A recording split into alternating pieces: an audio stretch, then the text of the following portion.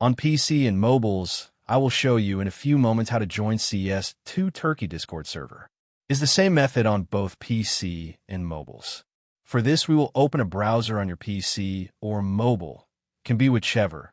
In my case, I will use Edge. Now click on the URL bar and type this URL to be able to join this Discord server.